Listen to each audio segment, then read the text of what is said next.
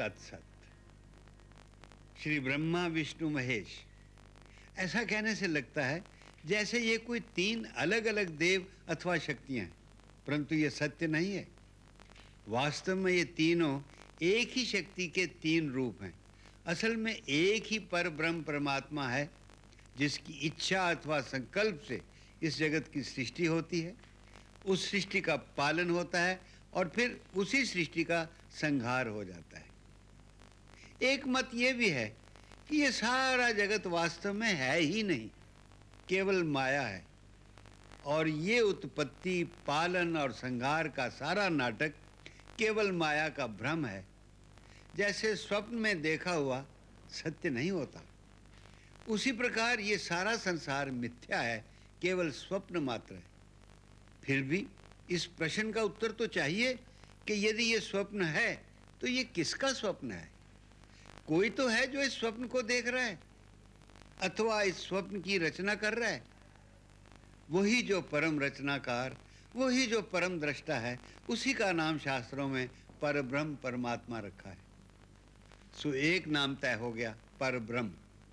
अब उसके तीन कार्य हैं, जगत की रचना, उसका पालन और उसका विलय अथवा संहार। इन तीनों कार्यों को करने के लिए तीन अलग अलग भाव होने चाहिए। सो ऋषियों ने अथवा शास्त्रों ने उन तीन भावों को मूर्तिमान करके उनके तीन अलग अलग नाम ब्रह्मा विष्णु महेश रखे।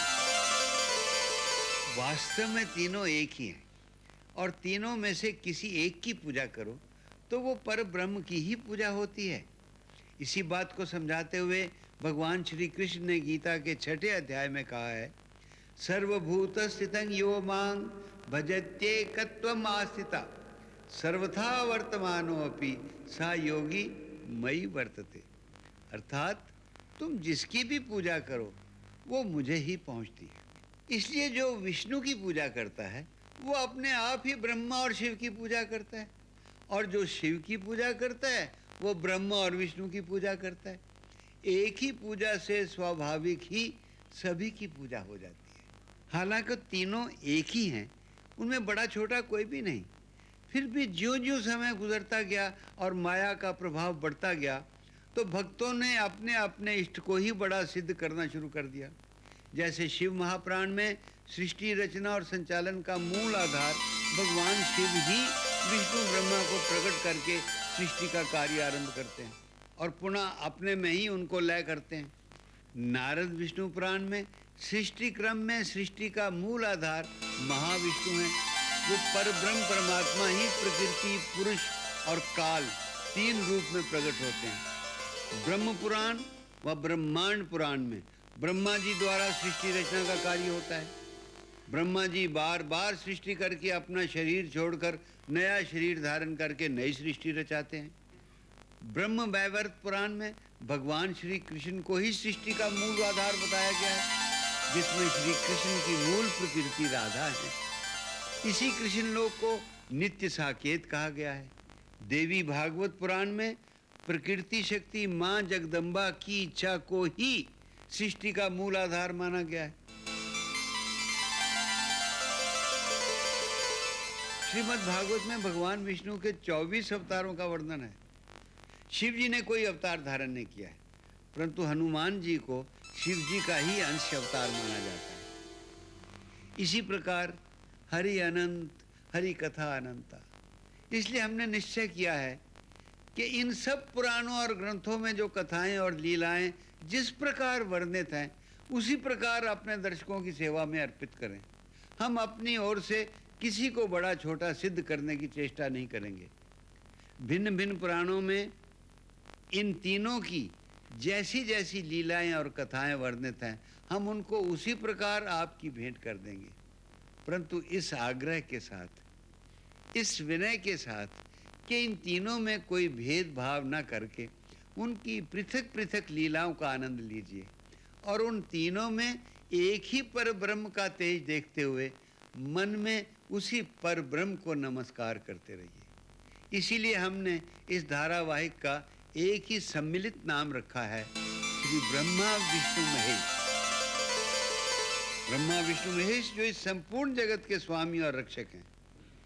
इससे पहले कि हम विभिन्न शास्त्रों के आधार पर इन तीनों के उद्गम और प्रादुर्भाव का वर्णन करें, हम उनकी एक परम रोचक कथा सुनाना चाहते हैं, जिसमें उस लीला का वर्णन है जब इन तीनों महाशक्तियों को हमारी छोटी सी धरती, हमारी छोटी सी पृथ्वी की एक सती सन्नारी ने शक्तिहीन करके अपनी कुटिया में अपनी ममता का बंदी बनाकर रख लिया था।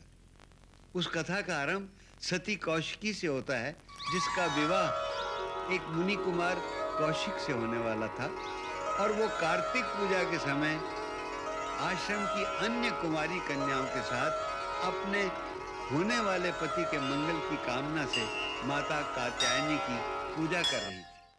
चंद्रहासोज्ज्वल करा शार्दूल वरवाहना कात्यायनी शुभं दद्यात् देवी दानवघातिनी।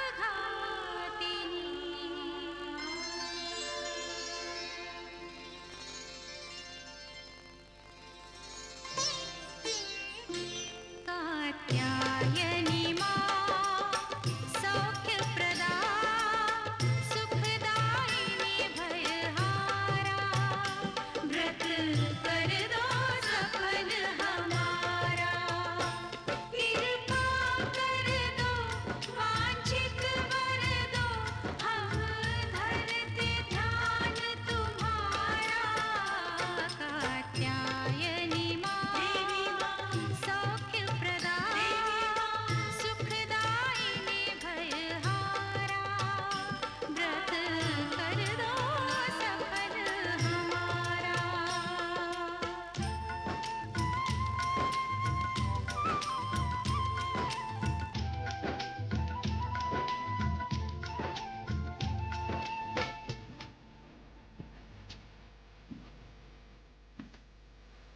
नव दुर्गा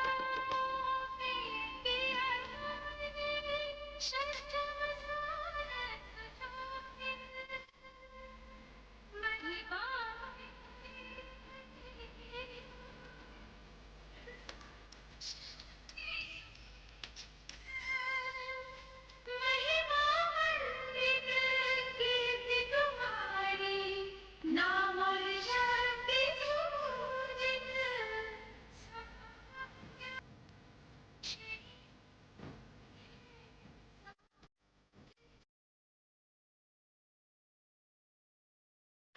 कात्यायनी सौख्यप्रदा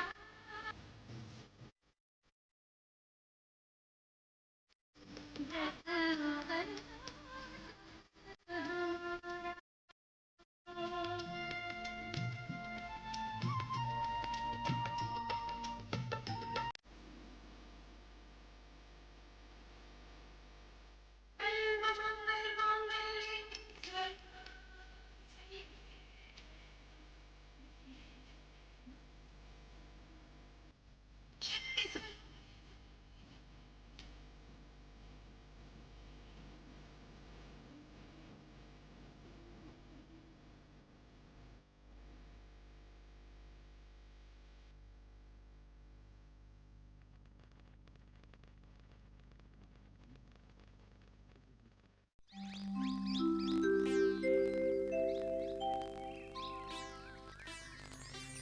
हे गौरी माँ, मुझे आशीर्वाद दो कि जिनसे मेरे पिताजी ने मेरा संबंध निश्चित किया है, मैं सदा उनकी सेवा करूं।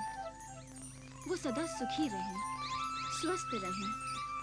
स्वप्न में भी मेरे मन में किसी अन्य का ध्यान न आए। मैं अपने सत्य के मार्ग पर अडिग रहूं।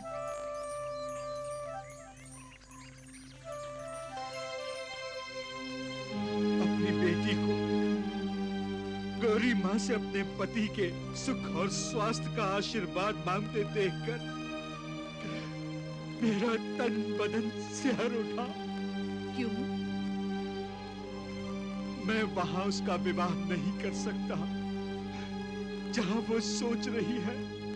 लेकिन क्यों भला? मैंने तुम्हें भी अभी तक नहीं बताया। जब से हमें कौशिक जी का संदेश प्राप्त हुआ है,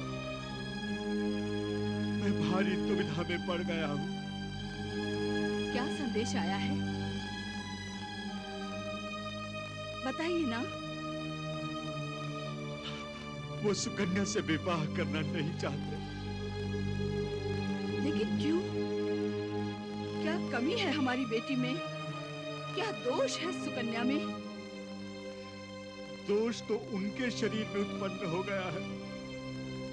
स्पष्ट बताओ, क्या बात है? बात क्या है? उन्हें कुष्ठ रोग की बीमारी हो गई है। उन्हें कोढ़ हो गया है, कोढ़। नहीं, ये क्या हो रहा है देवी माँ? हमारी बच्ची के साथ ये क्या हो रहा है? उन्होंने लिखा है कि मैं सुकन्या से विवाह करके सुकन्या का जीवन नष्ट करना नहीं चाहता।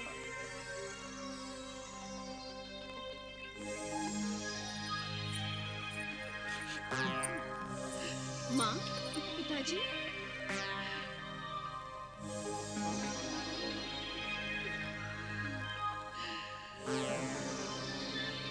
पिताजी,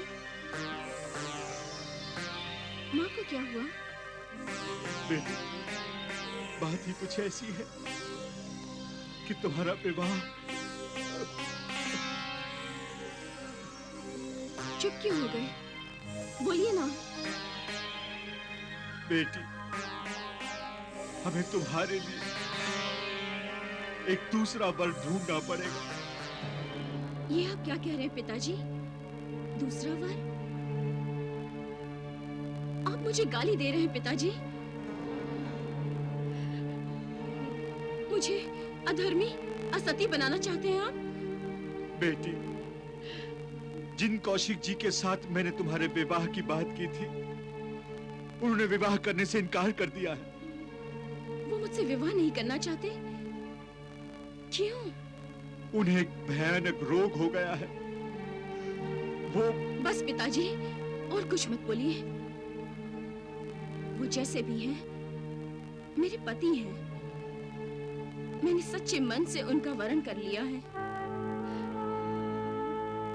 और एक धर्मपरायण स्त्री किसी पुरुष का वरण सिर्फ एक बार ही करती है। तू नहीं जानती, उन्हें कुष्ठ रोग हो गया है।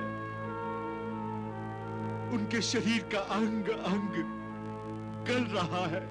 पिताजी, ये रोग तो उन्हें अब लगा है।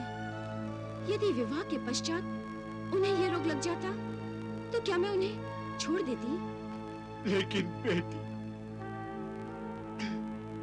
अभी तुम्हारा विवाह भी कहाँ हुआ है? पिताजी, जिस दिन संकल्प करके आपने वाग्दान किया था, मैंने तो उसी दिन सच्चे मन से उनका वरण कर लिया था। और एक सती जीवन में एक ही बार किसी पुरुष का वरण करती है। मैं मुनि कुमार कौशिक के अतिरिक्त किसी अन्य का वरण नहीं करूंगी। पुत्री, भावनाओं में आकर संकल्प कर लेना। संकल्प नहीं माना जाता। विवाह संस्कार की परंपरा तो विवाह मंडप में अग्निदेव को साक्षी मानकर पूरी की जाती है, जो अभी तक इन पंच तत्वों से बने शरीर में लगातार अग्नि की साक्षी होती है। और फिर ये शरीर भी तो एक मंडप ही है। मैं अपने देवता की हूँ और उन्हीं की रहूंगी। वो जैसे रखेंगे वैसी रहूं, यही एक सती का कर्तव्य है। आप मुझे उनके पास ले चलिए, मैं उनके दर्शन करना चाहती हूँ।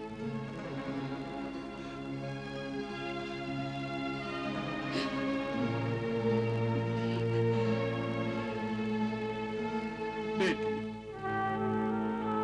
तुम्हारा तर्क भी अपनी जगह पर बराबर है और कौशिक जी का सोचना भी अपनी जगह पर सही है। मैं जाकर उनसे बात करता हूं और वहां धर्माचार्यों से निवेदन भी करूंगा आप सभी जीवन के गूढ़ तत्वों को जानने वाले हैं। मेरी पुत्री के तर्क का उत्तर मेरे पास नहीं है, इसीलिए मैं आप सभी धर्माचार्यों के पास अपनी समस्या के समाधान की आशा लेकर आया हूं।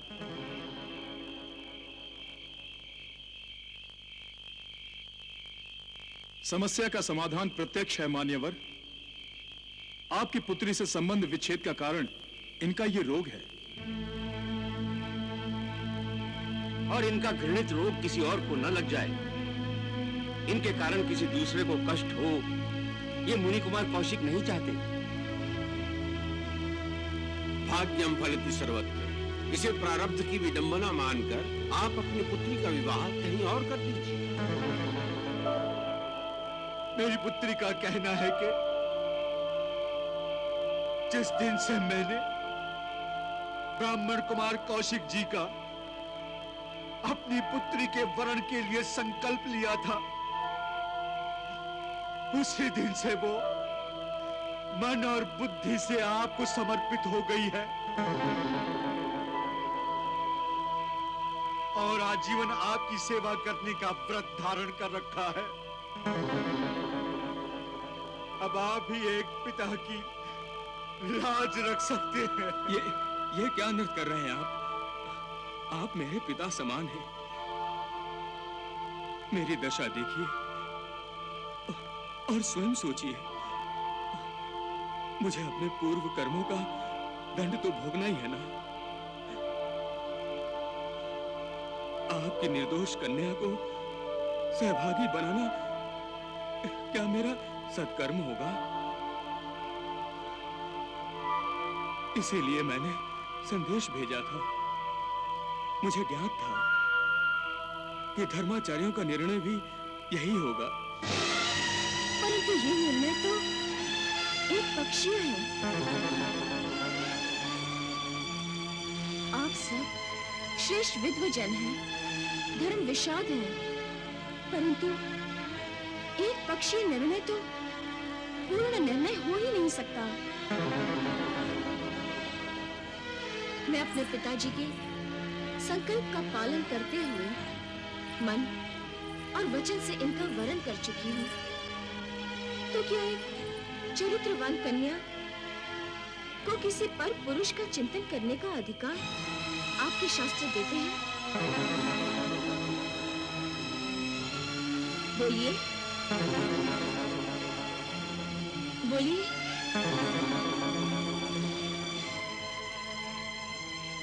आप मेरे द्वारा लिए गए वरण करने के संकल्प को बदलने का अधिकार ही नहीं रखते। ये वरण मैंने किया था और इसका निर्णय भी मैं ही लूंगी। हे ब्राह्मण मुनि कुमार, भाग्य बदलना मेरा कार्य नहीं, परंतु कर्तव्य पथ पर चलते रहना मेरा कार्य है, मेरा धर्म है। मेरे पूज्य पिता के माध्यम से जो संकल्प मुझसे परमेश्वर ने करवाया है, मैं उसका पालन करूंगी। मैं जीवन पर्यंत आपकी सेवा करूंगी। आप मुझे अपने चरणों में रहने की स्वीकृति दीजिए। अन्यथा अन्यथा अन्यथा जो तप, साधना और पूजा मैंने की है, उसी की योग शक्ति के बल पर मैं इसी क्षण अपने प्राण त्याग दूंगी। नहीं पुत्री, नहीं, नहीं। ये एक सती का निर्णय है। तुमने हमें निरुत्तर कर दिया। तुम्हारी जय।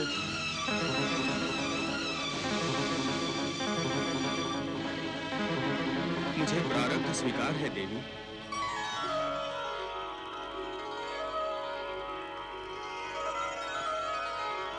आचार्यवर, पाणी ग्रहण का आयोजन कीजिए। हम विवाह करेंगे।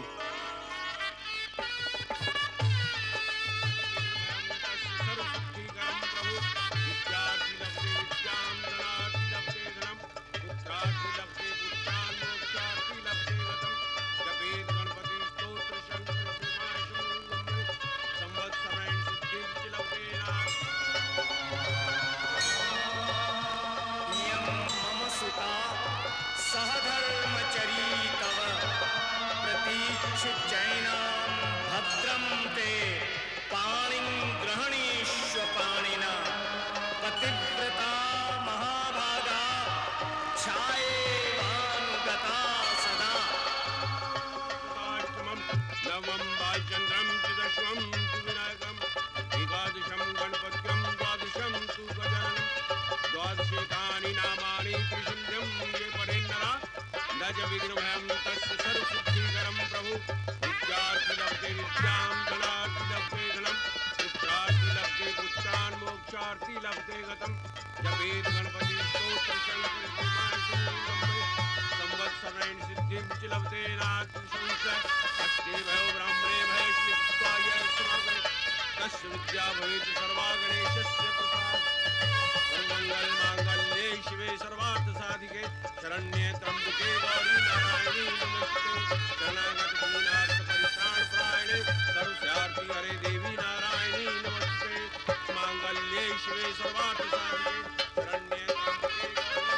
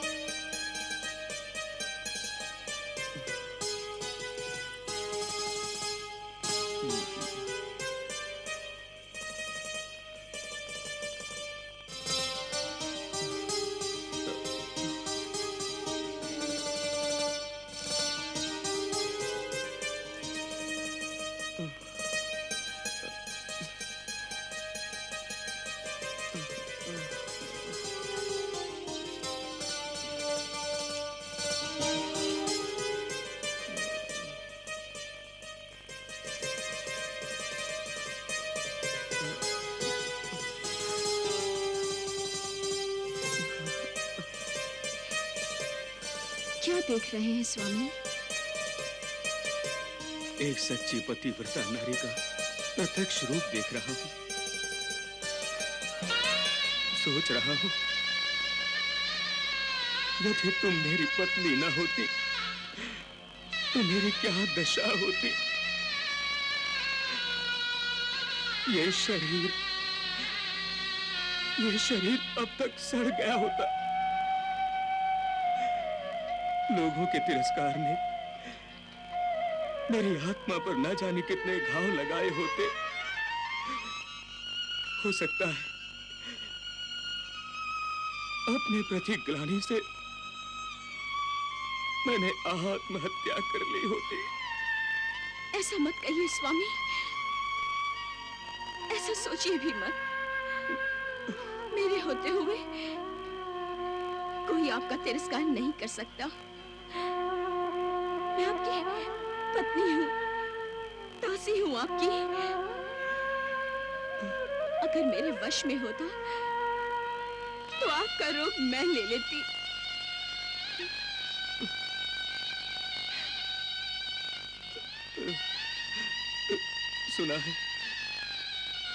सुना है हिमालय की तराई में गंधक के चश्मे हैं जिनमें नहाने से ये रोग चला जाता है।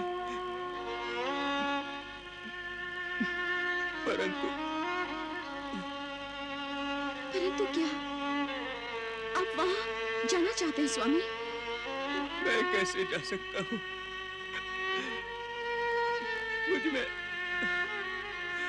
मुझ में चलने की शक्ति नहीं है। चलने की शक्ति नहीं है मुझ में। मैं आपकी शक्ति हूँ स्वामी, आप चिंता मत कीजिए। मैं आपको ले जाऊंगी हिमालय की तराई में। और हम लोग आते समय तीर्थ स्थानों के दर्शन करते हुए आएंगे। क्यों नहीं, मैं अभी चलने की तैयारी करती हूँ।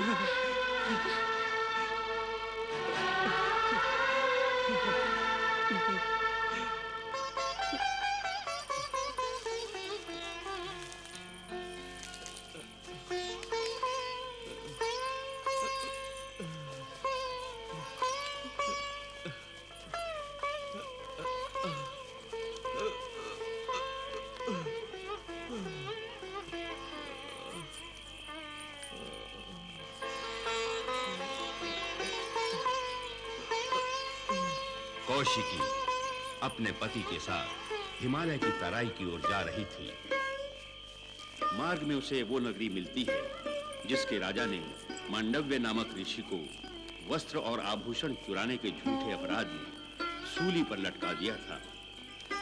और ये वो मार्ग है जहां अभी तक सूली पर चढ़ाए गए मांडव ऋषि अपने योग बल से सूली पर ही ध्यान लगाए समाधिस्थ थे।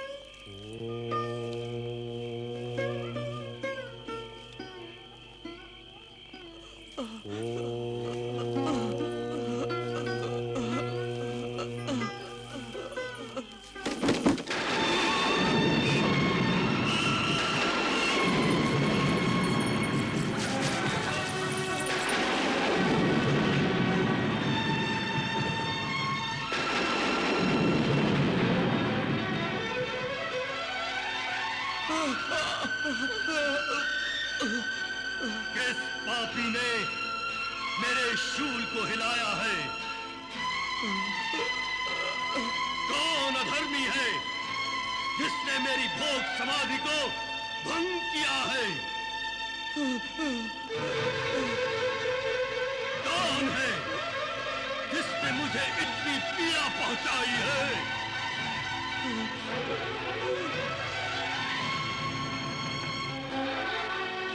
महाभाग, अंधेरे के कारण हमें आपका शूल दिखाई नहीं दिया। भूल से आपका स्पर्श हो गया। तुम्हारी भूल से मुझे जो पीड़ा हुई है उसका दंड तो तुम्हें मिलना ही चाहिए। मैं मांडव्य ऋषि तुम्हें शाप देता हूं कि सूर्य उदय होते ही तुम्हारा पति मृत्यु को प्राप्त हो जाएगा।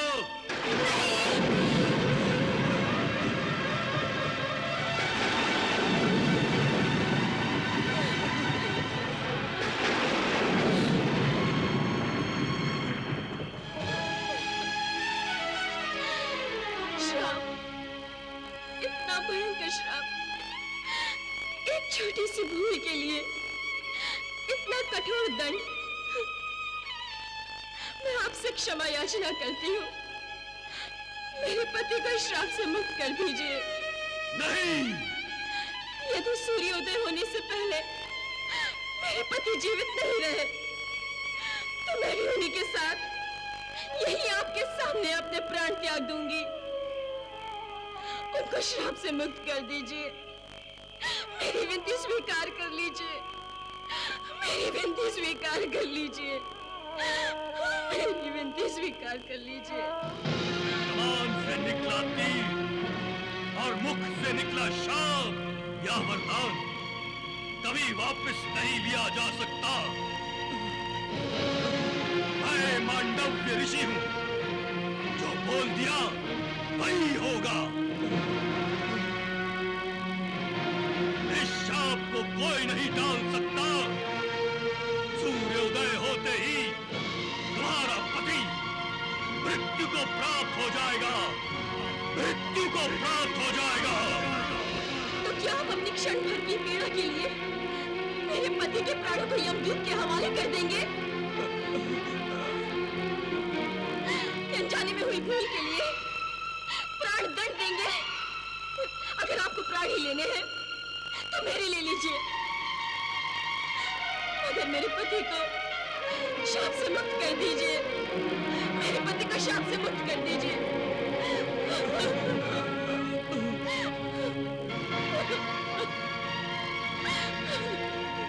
शाप देते ही मेरा संपूर्ण पुण्य और तपोबल नष्ट हो गया है। अब मैं अपना शाप वापस नहीं ले सकता।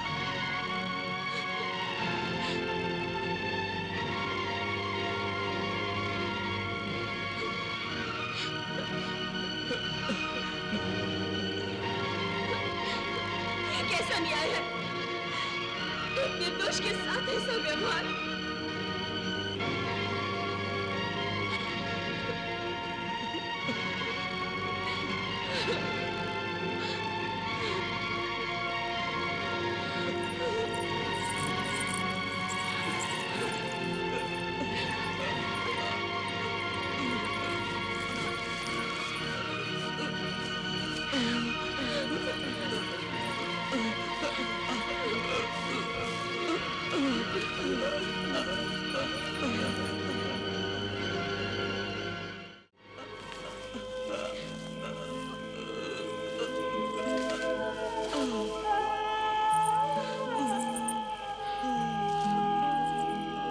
कौशिकी, ये कैसी विडंबना है। मांडव्य ऋषि ने मेरे जन्म का समय तो तय नहीं किया था, पर अब मेरी मृत्यु का समय तय कर दिया। अब हम दोनों का साथ केवल सूर्योदय तक का। नहीं स्वामी, इस ऋषि का शाप तो मुझे इस देह से मुक्त कर देगा, परंतु मेरी आत्मा सदा अशांत रहेगी। नहीं स्वामी नहीं। तुम्हें दुख और वैधव्य की पीड़ा में देखकर कभी शांति नहीं मिलेगी उसे, कभी शांति नहीं मिलेगी नहीं उसे। स्वामी नहीं। अब हमारे साथ केवल सूर्योदय तक का है, बस केवल सूर्योदय तक का। नहीं स्वामी, मैं ऐसा नहीं होने दूंगी। मैं सहायता मांगूंगी, निवेदन करूंगी, प्रार्थना करूंगी कि वो हमें शाप से मुक्ति दिलाए। मैं आती हूँ स्वामी, मैं भी आती हूँ स्वामी।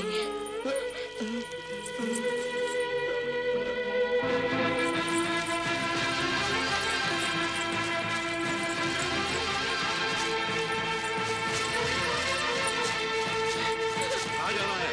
किससे मिलना है? राजा से। राजा से? वो अभी विश्राम कर रहे हैं, किसी से नहीं मिल सकते। सूर्योदय के बाद आओ। सूर्योदय?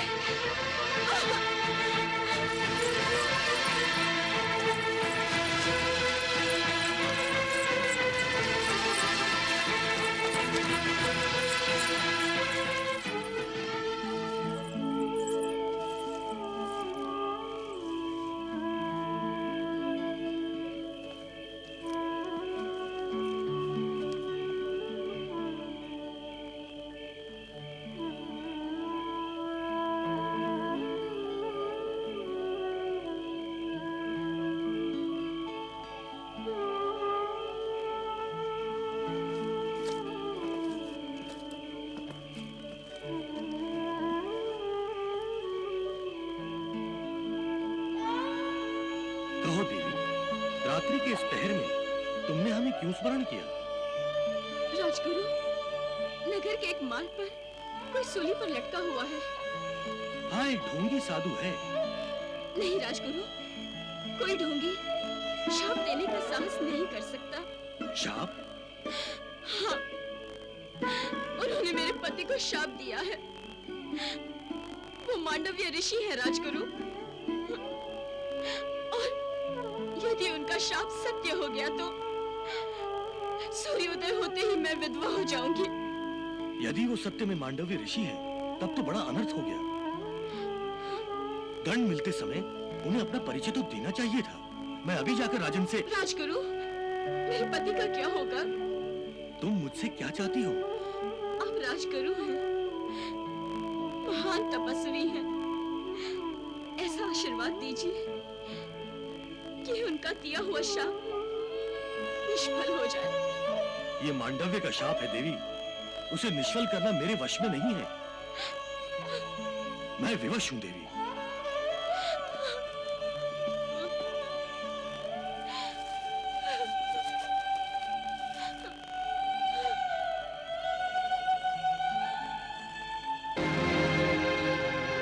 हे दसों दिशाओं,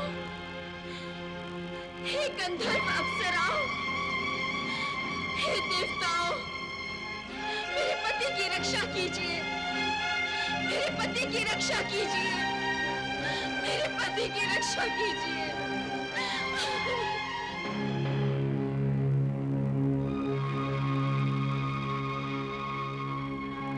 यमराज,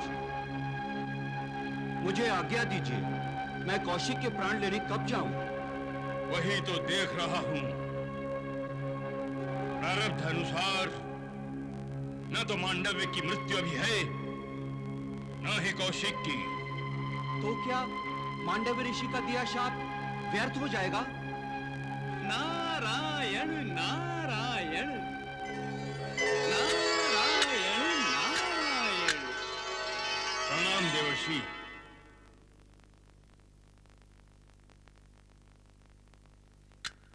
किस समस्या में उलझे हैं धर्मराज? ऋषि श्रेष्ठ, मांडव ऋषि ने कौशिकी को तो शाप दे दिया, परंतु कौशिकी के पति की मृत्यु अभी दूर है। मैं सोच रहा था। सोचिए मत धर्मराज, सोचिए मत। वैसे भी इन शाप अभिशापों से बचकर रहना चाहिए। अब शाप के अनुसार आज सूर्य उदय से पूर्व आपको कौशिक के प्राण हरण कर लेने चाहिए। परंतु ये तो विधाता के विधान में हस्तक्षेप होगा देव ऋषि। नारायण नारायण। और यदि आपने शाप का अनादर किया तो एक ऋषि के शाप के विफल हो जाने का तात्पर्य है उनके वचन का मिथ्या हो जाना। और धर्मराज, यदि एक महात्मा एक ऋषि का वचन मिथ्या हो गया तो तब कौन करेगा? यज्ञ कौन करेगा? और यज्ञ नहीं होने का अर्थ है भगवान की पूजा नहीं होगी, भक्ति नहीं होगी। क्या आप ये चाहते हैं? नहीं देवर्षि, कदापि नहीं। तो बस आप मांडव्य ऋषि के शाप का आदर कीजिए। नारायण नारायण नारायण नारायण।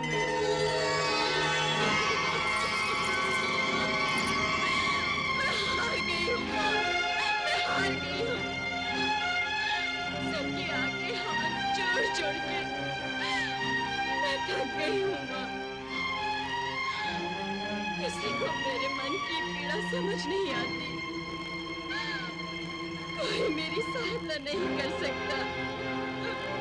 मैं निराश हो गई हूँ माँ, मैं निराश हो गई हूँ। तेरे होते हुए क्या ये अनर्थ हो सकता है माँ? एक निर्दोष को शाप। माँ, अब तक मुझे अपने पतिव्रता धर्म पर अभिमान था, अपने सतीत्व पर गर्व था मुझे, परंतु अब मैं ये समझ गई हूँ कि मैं केवल एक नारी हूँ, सिर्फ एक अबला नारी।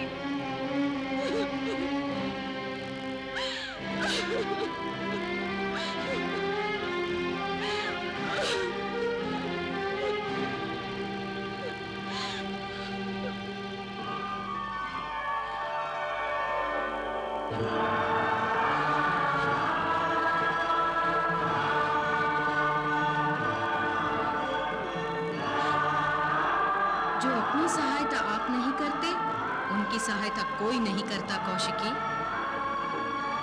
तुम इतना निराश हो जाओगी, इसकी तो कल्पना भी नहीं की जा सकती थी। उस पर तुमने हताश होकर अपने आप को निर्बल समझ लिया।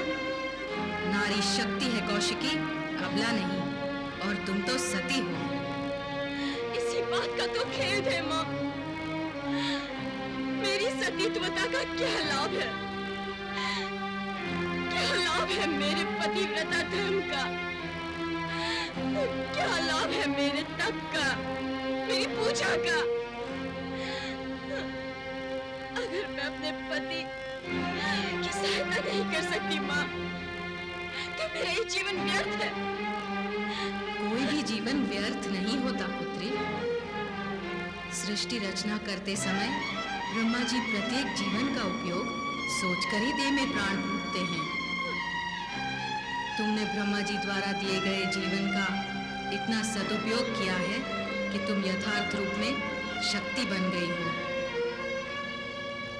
अतः निराशा छोड़ो और अपने सतीत्व की शक्ति को पहचानो और उस शक्ति का प्रयोग करो। तुम जो चाहोगी वही होगा। यदि मैं चाहूं कि सूर्योदय ना हो, तो सूर्योदय नहीं होगा।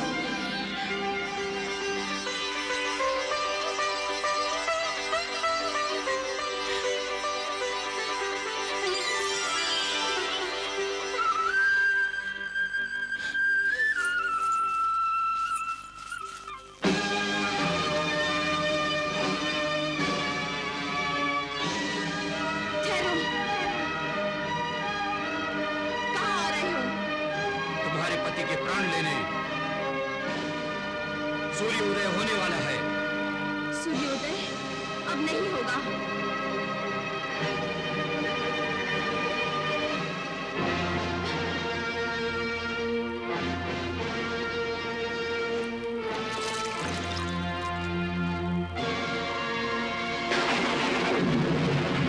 हे देवताओं, हे ब्रह्मा,